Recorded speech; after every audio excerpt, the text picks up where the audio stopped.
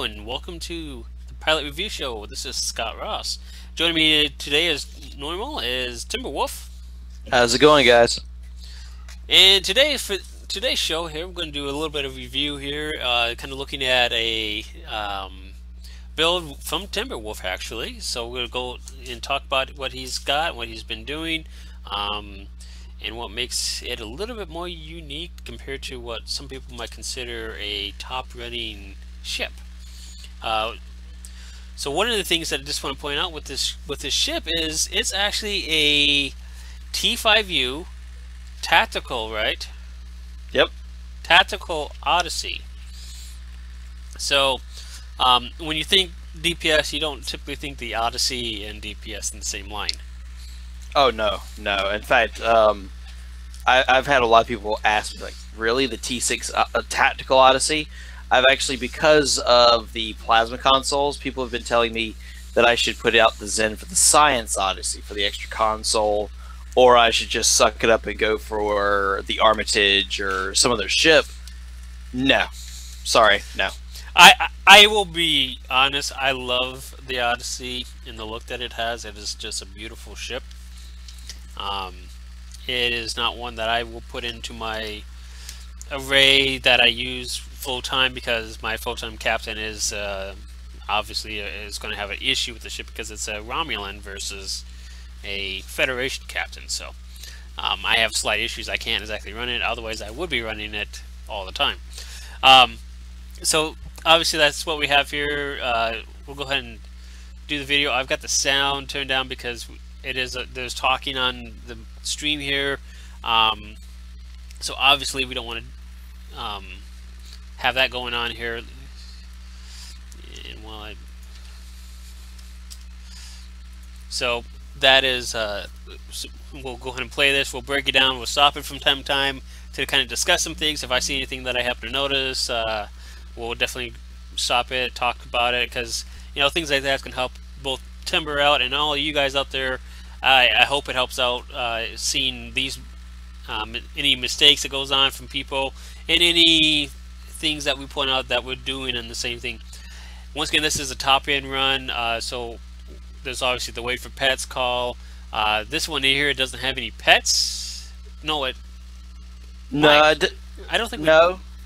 No, no, it didn't have any pets. The big thing that we were trying to do was see who had the Iconian 4-piece set, because I do run that set, and typically if you have a run with at least 2 people in it, you do want to have, on top of Tactical Fleet and Intelligence Fleet timed out, as far as when they're buffed, you also want to time out the 4-piece buff that does the plus 33% damage. Yep. And the hull increase and everything. You time that out in the same way. Yeah. So I think we had at least 2 running that, and so that does help. And the fact that we had 2 gravity well boats was very nice as well. Yep, definitely. So go ahead and play this to get started. And this is something I want to point out as well for some of those who are not aware. He's gone to his fleet starbase and has gathered some buff items that you can get from there to help out with the science, engineer, and tactical stuff, so you get a little bit more points in those areas, which will be overall beneficial to your ship, doing more damage, more science skills, better engineering skills. So all those get buffed up, so they all do better as a whole. Yeah, I run, because of what my fleet has, I run plus 10 military, plus 10 science, and plus 8 engineering. And it doesn't seem like much, but it works. It does work. Yes. The one problem I will say that I have always on starting off, and which was surprising considering the 85k run, most high-end DPSers on that first tactical cube, they always hug it for their first go down fighting. 99% of the time, even if I hug it, I think it's my skill points, I do not get a GDF. At best, I'll go down to 70% hull, and I'll still have a good amount of shields. So this is typically where I do my first GDF right here, is on the first transformer. As you can see, I went all the way down to 8%. I was able to activate it, and this is where I can start making up a secondary boost with attack pattern alpha. Yep. And that works out just fine as well, because that's one of those things that it helps out one way or the other, be it this way. And the GDF can actually get used on a lot more stuff than the beginning because you'll have a little bit of downtime on the initial GDF. Which you'll notice, of course, I'm using a fire at will boat, and I do have the new trait off of the T6 battle cruisers, so I'm constantly spamming every time that I remember it. Emergency power to weapons for 0 weapon drain. I do have a copy of directed energy modulation because I'm still running Marion Dumas from the temporal assignments. It's just a stacking to make for sure that there is as little weapon drain as possible. Also with the overcapping of weapon power, so that way I can keep my weapons as hot as possible. Because the big thing with my runs is not so much debuffing. Yes, there's debuffing going on, but one of my things is I don't like to run with the super boosts, whether it be the command cruisers and their super damage boosts, or the nannies and their debuff boosts. I just want to see how hot I can make my weapons, and with an average team, if you will. Yes, we're high-end DPS, but you could end up with this team. You're not going to always end up with 2 recluses or 3 command ships boosting you.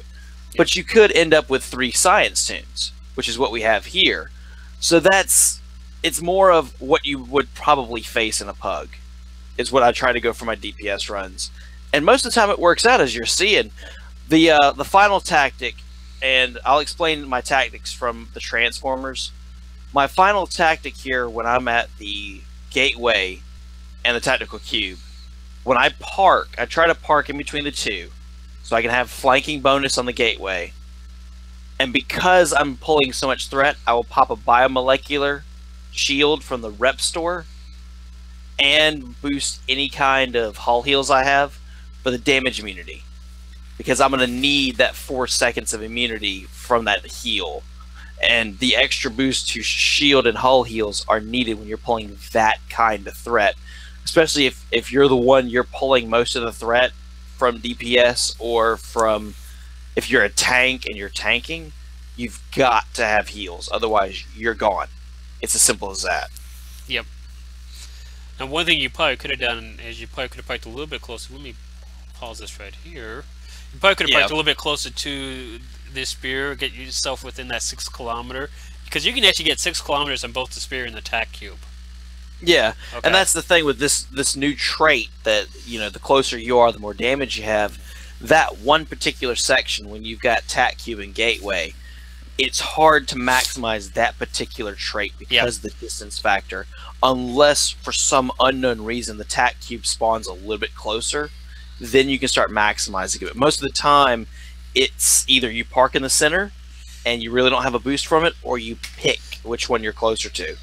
And I would actually pick on the gateway because it's got no shields and more likely chance that you're going to do a lot more damage, honestly. Yeah. And the big thing, now that we've stopped it, I'll explain my Transformer runs when I'm going for the Transformers. Because I have so much turn rate, I do happen to have a conductive RCS accelerator. We'll see it in the build here in a few minutes. That has EPS, so it helps my EPS rating. But I have so much turn rating with the ship that has the inertia rating that it has. When I'm at full throttle going towards the Transformer, what I'm having to do is I'm having to time when I stop and almost power slide into position, because the moment I do 0 throttle and start to turn, I power slide into position, literally. Yep. So I'm having to time when I get it so that I can slide into the right position, maximize all my targets I can reach with fire at will, while still getting flanking, and not be too close to the first cube, where when it goes down, it takes me with it. And it's really tricky, but as I'm doing it more and more often, it's getting a little easier. But it is definitely a piloting skill that it's going to take me a long time to get just right. Yep. For something that's going to go higher than what we did here, which 85k is not bad, all things considered.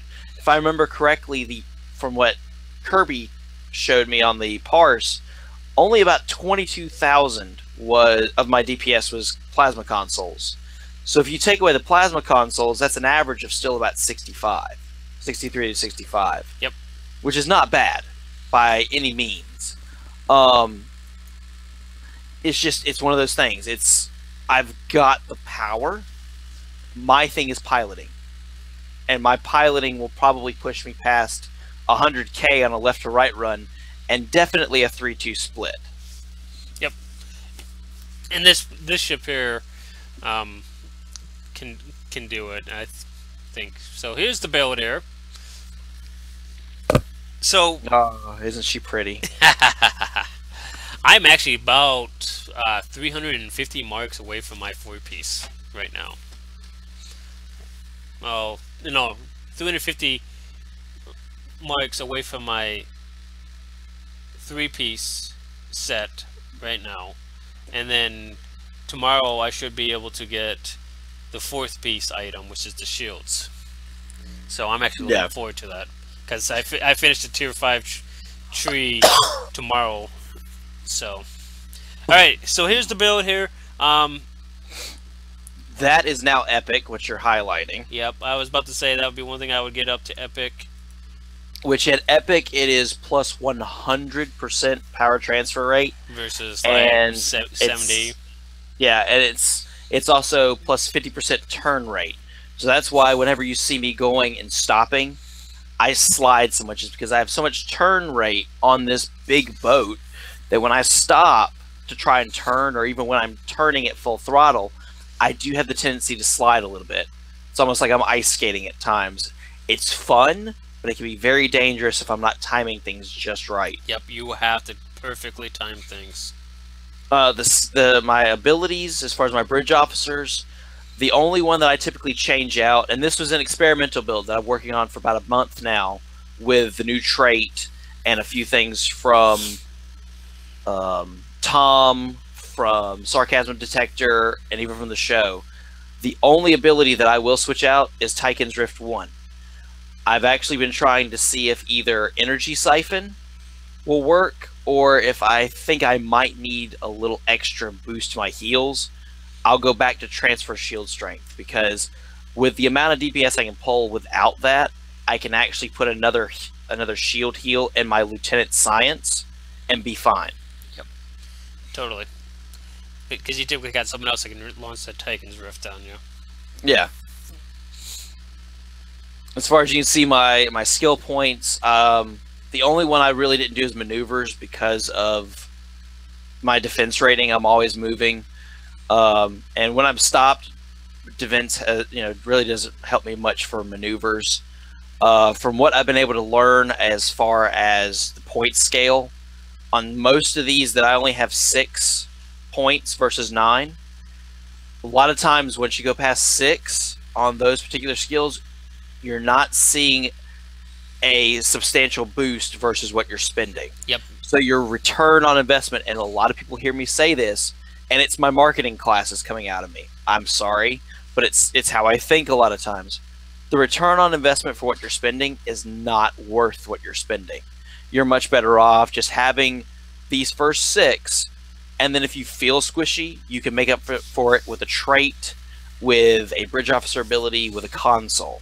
Yep. And that's where you have to look at it a lot of times. Yep, those would do a lot more than doing things. Because if you take a look at this here, the first 3 points is where you get the most. You get 18 points for the first 3, then 10 points for the next 3. But beyond those 3, you only get 5 points additional. So you're talking only 15 points difference. And in 15 points difference, that's a trait, that's a skill. That might be your piloting, so you might have to change what you're doing. Maybe you're flying too close for the warp core breaches. Now, the ones that I do have maxed out, I mean, weapon training, attack patterns, energy weapons, your accuracy, energy weapon specialization. Let's see here. I've got power transfer rate. Of course, that's key. Impulse for speed, warp core potential for flat boosts. And then in my science, I believe it's emitters, flow caps, and shield system. For those right there, those are going to give you not only a good boost for your DPS, but with power transfer rate, warp core potential, flow caps, and shields, that also helps your survivability, especially when you have a leech. because the higher your shield power is while you're using leech, the more damage resistance you get on that shield. Yep. And the better you can last, and better your heals are. I run Intel Pilot Secondary. It's working out really good. I've been tempted to try Command, but I'm thinking of Command as a secondary only for torpedo, if I have torpedoes in the group. Yep. Just because it might, if I'm boosting someone else. That changed that to the sensor platform, yeah. The sensor platform, it helps. I don't know if it helps as much as I think it does in my head, but it does help. What you probably need to be doing with that is actually dropping it as you're heading over to the right side, just shortly after you pass the gateway, so that it's between the gateway and the transformer on the right side, so that it's able to catch all the spears as they come out in the tactical cube and pull the threat from those, and then it should get a lot more use out of that, if I'm not mistaken. Okay. That's where I would be dropping it on my setup once I get it tomorrow. Is also dropping it right there at that spot there, because that's the most logical spot to be dropping it at. Now the techie, let's see here. What was the, I think that was the new trait, the point blank shot. That's the placeholder for that. Okay. Everything else that I have on here is accurate. One trait that might stand out to some people is the fail-safe scrambler. The reasoning behind that, does it help my DPS? Absolutely not. It helps my survivability. That's what it's about. Because when you get that GDF, especially when you're going for the good GDF, as most players will say it, you want to get below 20% because you want to maximize it before you get those heals. When you go below 20%, as you can see in the tooltip, it placates everything and resets threat versus all near NPCs. So the moment you go below 20, it's an instant placate and it resets the threat. So all of a sudden, to the enemies, you're not there and they don't want to touch you. It gives you a few moments to heal yourself, to have any of your teammates that are nearby throw you a heal so you can boost back up. Perfect for survivability. Pretty much everything else is about boosting either maneuverability or your damage. And yes, I do have a biotech patch, just because I also like to run this on solo and just see what I can do. You need an extra heal. Well, here's the thing with that little trait you're circling right now, Inspirational Leader. It's 170 million EC. I know. Now, it's when it procs, which you can get it proc often, especially with what I'm doing, it is plus 30 to everything, and that is a nice boost. And I could probably honestly get rid of Biotech Patch if I had that. It's merely the cost. Yep. That's all it is. I agree. I understand. I'm just saying that's what you need to get. You need full, if you got that, I will get it. In the long run, I will get it. It's just a lot of this stuff is stuff that's not that expensive on the exchange. I mean, a blade of shell is like 3 to 4 mil. Your anchored runs between 6 and 8. Fluid Cocoon, Fleet Tactician, they're 15 to 20. I mean, it's most of these traits you can get for a decent price, especially now with the Last Chance Lockbox event going. A lot of these are within grasp. It's just certain ones, like that particular one, that one's tough. That one's a little tough. Yeah, it's a tough one to get a hold of. By Starship traits, let's see here. I changed one of them. I know I did. Wow. Probably for the weapon. No, the weapon. No, I don't have that one. Hold on. Because I know I changed it. And it irritates me, actually, because I changed that. That's terrible. But I don't have predictive algorithms anymore. I need to look at that real quick. I don't have that. Yeah. Did you get the greedy emitters? I have it, but I haven't slotted it because it only goes on Energy Siphon and Tychon's Rift, and typically I don't even have to use that at the end of the run, unless I can coordinate a science team with all Titan's Rift. So I really haven't been running it recently for these high runs. Ah, yep, I know what it is. Switch out predictive algorithms for emergency weapon cycle. That's what was missing. It's not in here yet, so. Oh, it should be. Yeah, there it it just is. isn't. Yeah, it just had an icon. And if anybody doesn't have this yet, the reasoning behind it, you can see it's a reduction of your weapon power cost and a boost to your firing speed. Now, the last time we checked it, the firing speed, the increase is there, but the way it's coded, the increase is so minimal, you cannot detect it with your own eyes. It's very minimal. It's probably something that if they want to cater to what it's supposed to be, they'll probably increase that so it is noticeable. It does help. The big thing with this though right now is the power reduction. Yep. You want to maximize your power reduction, because the less power you're using on your weapons, the more power is hitting your target, especially with your overcapping. Yep, indeed. The abilities are still the same as far as my my DOFs. I still have the 2 con officers for reducing tac team, and it's basically at this point 2 seconds. 2 seconds out of every 12 I do not have tac team. I can keep tac team up constantly. I switch out Bada now for boosts if I'm running against Romulans or whatnot, but for this ISA run you have that. Yep, there you go. I listed it. Point blank shot, predictive algorithms. I stated that I'm running my boosts, which you wouldn't think that +10 for military is a big thing, but it can be. Everything can count, especially with piloting, because piloting can help make up for any lack that you have. And with your piloting, every little boost, you'd be surprised at what it can do. It can equal one little military boost could equal 10K if your piloting is right on. Yep. Just like, 10 in science, if you've got the right heals coming to you, the right points, it can be amazing for your survivability. Indeed it can be. So that is the build overall. Yeah. Now, the reason that it's labeled 94.6, the run that we just showed is 85K, and that's a standard left to right. And me and Scott, we pick on each other. We did that on the Facebook group. We made it sound like we were the odd couple, which was hilarious. Which, Scott, you're the old one. I'm just saying. Yeah, but only by like what, a year I'm older, I think. Yeah, but still. But the reasoning of the 3-2 split for the 94.6, the reason I like those more is simply because it takes a higher skill set. You're sending 3 ships to take care of 1 transformer, and you're sending 2 to take care of the other one.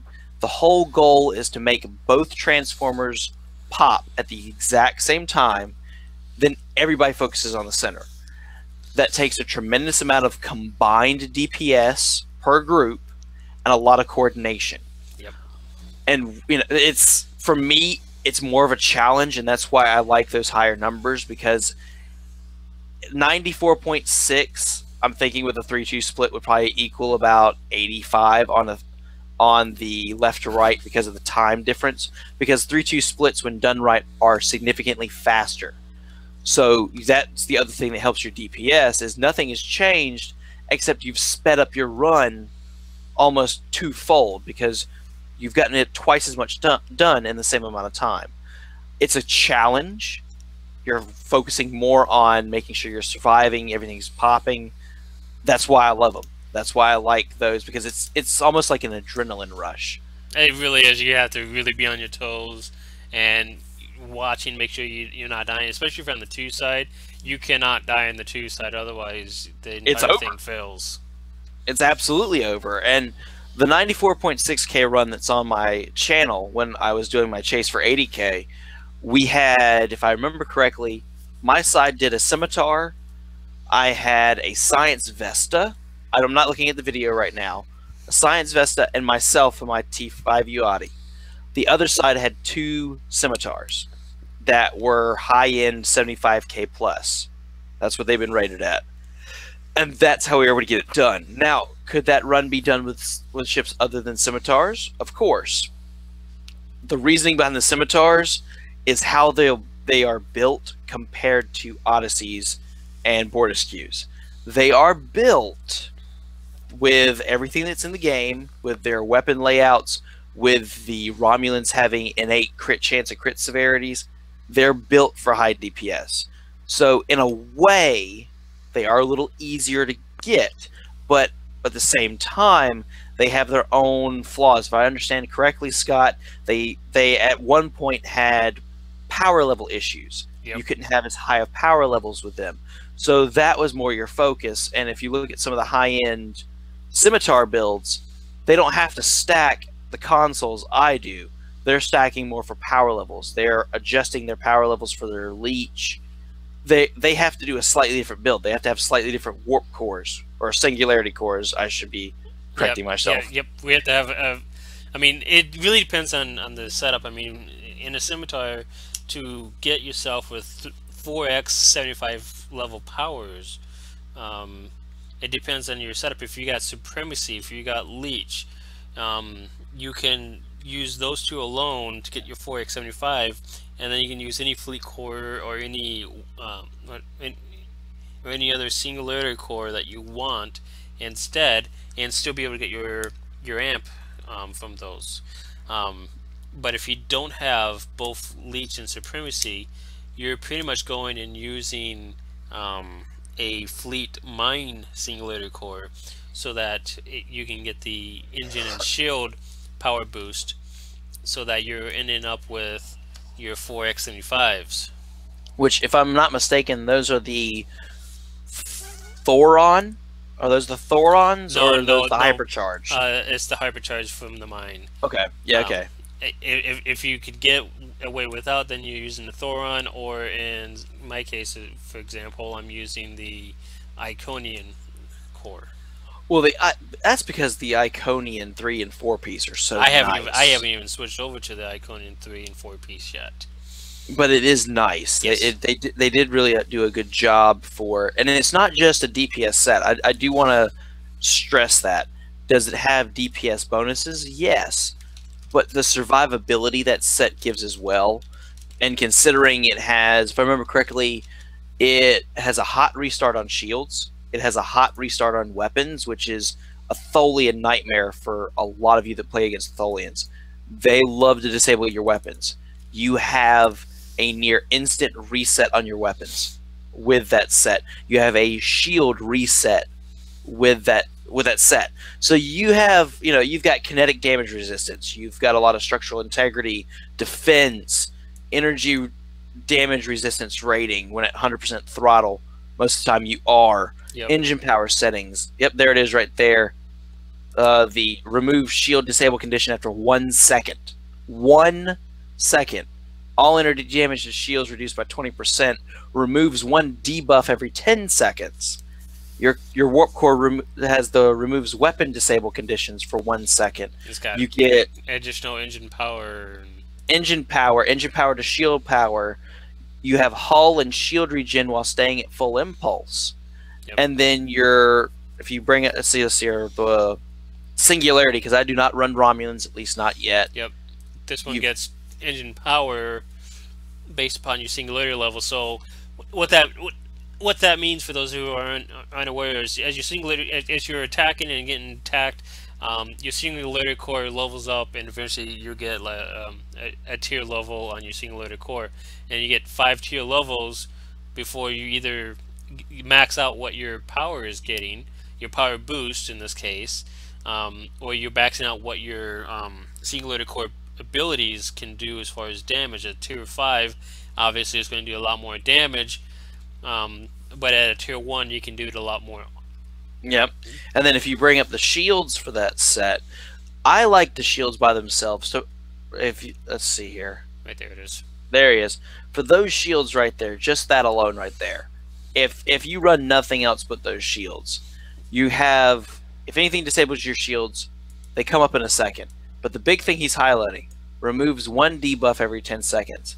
How many times have you been in prolonged combat and you have a debuff happen on you, whether it be attack pattern beta, or you have something that reduces your damage resistance? longer you stay in combat, the more often this is going to take away those debuffs when you need it to do it the most. That is critical for survivability. Then you have your set powers, which you've got enhanced shield distribution. So if you do distribute your shields, there are some people that have keybinds where they can automatically distribute their shields. This gives a shield healing over time effect. For your 3-piece, you're boosting team energy damage. So you're actually giving a team boost. And then the 4-piece, you can activate that increases your damage, hull hit points, and flight speed along with your team. So just those 3 right there, with everything you've got, it's good for DPS, it's good for survivability, it's good for yourself, and it's good for your team. It's really a nice all-around set. Indeed it is. That's one of the reasons why so many people on the DPS channels are getting these, is because of how well these things are overall. Yeah, and I could even see, depending on how it's being built, I could see a tank build use this because of all the various resistance and restarts, the debuff removal, the enhanced shield distribution. I could see a tank build running this. Even if only in a 2-piece set. Yeah, even if it's only in a 2-piece, I could see that. I could see a science build running this. Now, and that's mainly saying that it's helping, it's going to boost its own damage, but I can see a science build running it for survivability, because science ships need that survivability, and for team boosting. I could see a science build doing that. It's something that some of our friends that run science tunes have been considering. Yep, they will probably so more often than not be running the deflector because of the solenoid deflector's potence, massive boost that it does. But because you've got, for the science tunes, you've got the Solon A, and my personal favorite at the moment, because I run torpedoes, is the counter command, because you get part gens and projectile damage. Now I might change that, but right now it's working decently for a science tune. Yep. So yeah, that's some of the things that's taken into consideration. Is some of the things I like. I'm actually looking forward to the next couple of days. I'm hoping to finish my Iconian 4-piece set tomorrow. Oh yeah, and by no way, as you've looked over my build either here or if you see it in the video that I did for this particular build, the 94.6, not everything's maxed out. I still haven't epiced out any of the 4-piece. I've only got 2 epic weapons, and out of my 8 weapons, 2 of them have pin modifiers. 6 of them are still running crit damage 3, critical hit 1. So I've still got crit hit modifiers in there. So that's where the piloting is coming in. I could easily, once I have enough EC or I've crafted enough, get 6 more pins, and that would boost my DPS just by having the pins, ignoring armor pin. But it just shows that for right now, I think what it is with my piloting, the little extra bits of critical hit are helping me slightly, but I do plan to change them out. Yep. But it's no way a final build, and I'll probably tweak it as the weeks and months go on. But it's just with what Scott's shown in his T5 Odyssey, and with what I've been trying to show with mine, it's not a bad ship at all. I mean, this ship, I can guarantee between the 2 of us, we'll hit 100K with this ship, and it's easy to do if you know your positioning. Yep. If you know your piloting. I'm going to try and do it in a T5, not a T5U, a T5, 100K in a T5, and he's got one minus, and not using a nanny setup. Yeah, and that's been my whole goal. No nannies, no command battle cruisers. Yep. Just because I want to stay away from all of that.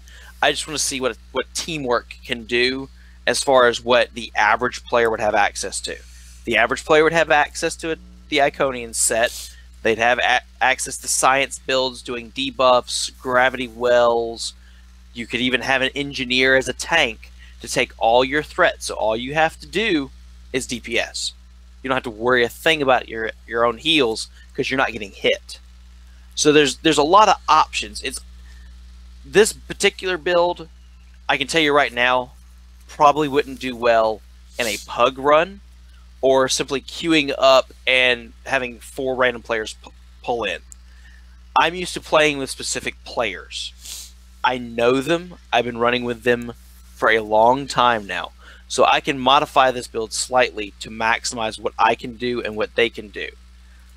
I have to modify this severely if I'm doing a pug run, if I want to survive, because you have no guarantee of what the other 4 players are able to do. You could have a pug run where you see ships that you know are great, but the players don't know their positioning and they don't have the gear, and you die a lot. Or you can have ships that you think are terrible and they prove you wrong. So it's you have to understand that with a lot of our builds that me and Scott do with Odin Knight. They're situational builds because they know who their teammates are. They know what they can count on in that run.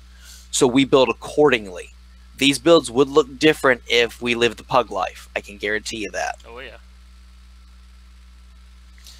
Yep, definitely would be differently, and you'd have to, because you have to plan on a little more healing, because right off the bat, either one of us would be pulling so much threat, because we'd be not only in the closest vicinity to some of the ships, but we'd also be doing the most DPS, which would turn them on us almost automatically. Plus, with Chemosite, because we both run Chemosite, that's kinetic damage, and for some reason that pulls more threat than energy damage. The moment you start doing kinetic damage in a run and you're the only one doing kinetics, all the enemies start looking at you like, yummy. And that's the other thing you have to plan on. Indeed. Well, that's it for the show today. I think that covers everything that we need to for the Odyssey here. Unless there's anything else that you want to add. I mean, not really. I don't want people to think of this as a forgotten ship. It is. A lot of people are going for, the battle cruisers or the scimitar or the Armitage, stuff that they've seen do high DPS. And what needs to happen, and what I've been trying to do, explore other options. You can make almost anything in this game do really well if it's geared right. And this is one of those ships that a lot of people pass over because it is big. It doesn't have a fantastic beginning turn rate. It has options, but they're limited. They're limited consoles, limited as far as its bridge officer layout.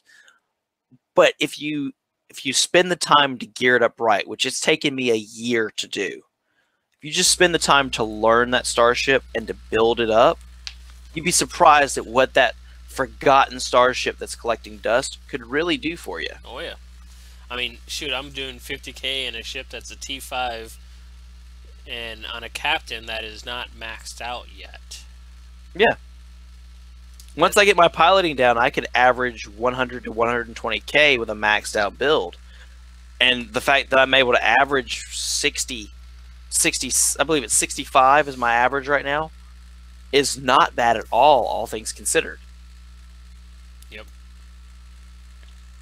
If there's anything else, feel free to contact us through the show. You can get a hold of me at I believe my email I got on there is scottross@pilotreviewshow.com, or you can email me or contact me via the game, or the YouTube, or Twitter, or Facebook. We're on all of those. We're going to make sure that we include ourselves in every single media that we could. So thank you for joining us on the show here today. We definitely appreciate you, and